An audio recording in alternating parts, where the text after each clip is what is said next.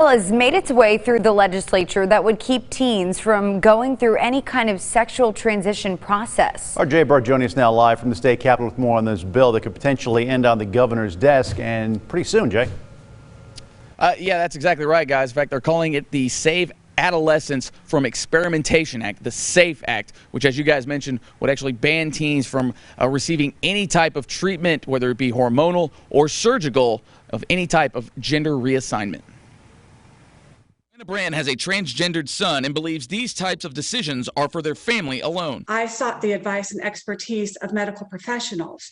The idea of consulting lawmakers never occurred to me. Pediatricians against this bill believe this is withholding care from kids. Part of my job as a general pediatrician is to coordinate that care.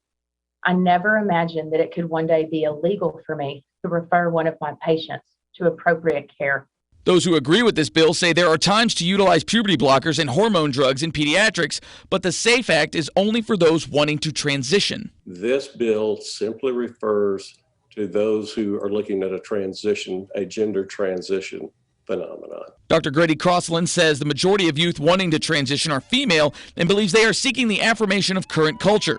He says there's not been enough long-term study on kids who take drugs to transition. But I want it to be evidence-based. I don't want it to be politically driven or culturally driven. Dr. Natalie Burr says the suicide rate amongst these teens would dip dramatically if they are allowed to be who they are, and the SAFE Act has teens upset even as it goes through the legislative process. I've heard from local colleagues that just since this bill passed in the House of Representatives, there's been an increase in ER visits for suicidal ideation and attempts in our transgender patients. Brandt simply asked the government to stop making medical decisions for families in Arkansas. They are telling me and other parents that they don't trust us to make the right decisions for our kids.